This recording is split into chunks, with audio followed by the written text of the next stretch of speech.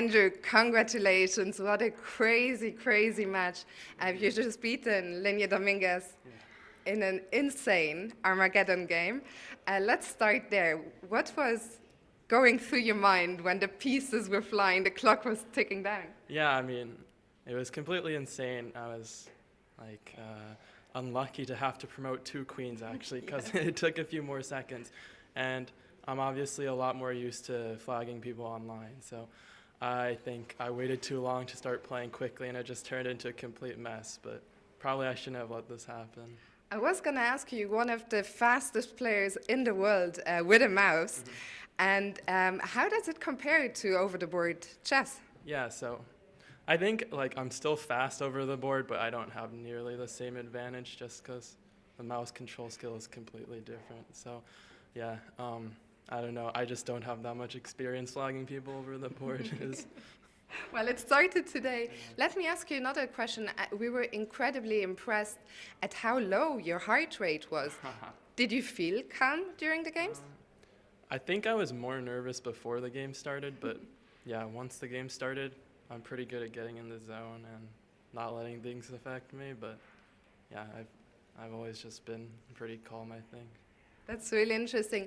Let's talk about the second game. I think that was one of the defining moments of the match. You were down 3 pawns, but suddenly things started turning around. What was going through your mind there? Yeah, completely ridiculous. I thought I was just going to lose in a few moves, and then somehow he let my queen get active, and once that happens, like, he's playing on increment. There are a lot of checks, and it's very easy for him to not be able to convert.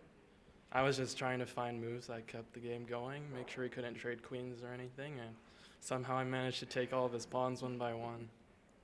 And then after that, what went through your mind in the very brief moment between saving that game and starting the Armageddon? Yeah, honestly, I was just thinking about, like, what if I should try to change my opening, or if I should just repeat this and maybe how I can improve. But during the game, I kind of didn't really figure out the position very well, I think, but I just tried to keep pieces on and use my time advantage. Speaking about which openings to play, all that, do you have someone here in Berlin with you? Did someone help you prepare? Are you on your own? What's going on? Yeah, I talked to my coach before coming to Berlin.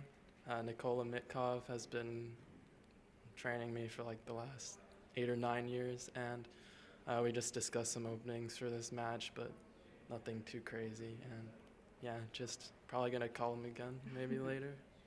Sounds like a plan.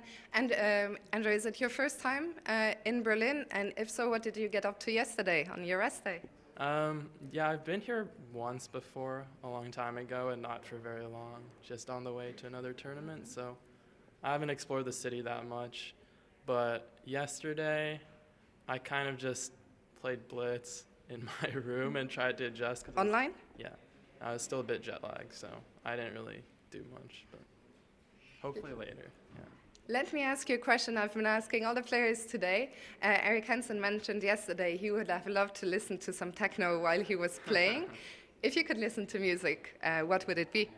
I don't know, like, I pretty much don't really listen to music while playing, so I think this suits me better, honestly. You sometimes listen to those voices. Yes. I'm sure the people watching will know what I'm on about. Is that something you could imagine listening to? Yeah, actually, if I had to choose something, I would play a video of Dmitry commentating at the World Blitz. Yeah. Shout out to Dmitry Komarov. And my final question, tomorrow you'll be playing Jose Martinez. Well, the day after tomorrow. You two have played a lot, I imagine, online. What are your thoughts on that upcoming match? Yeah, very difficult. I think I have a pretty bad record against him online in these like Title Tuesdays 3+2 tournaments. So I'm gonna just see what happens. But I think probably I'm the slight underdog. We'll see what happens. We can't wait to see it. Andrew, as a chess player, how do you determine intelligence? Yeah, that's a difficult question. I'm not sure all chess players are that intelligent, so I don't know if chess necessarily is a determining factor there, but for me, I think just being able to, I don't know, figure out concepts more quickly maybe is part of intelligence, and that helps with chess too, but I think there are a lot of different aspects to intelligence, so It's hard for me to say, really. What do you think makes a good chess player? I don't know, not totally sure besides maybe having a good memory, but I feel like chess players are all very different from my experience, so it's hard to see a common pattern necessarily. Great. Thank you so much, Andrew, for sharing your thoughts. Thank you.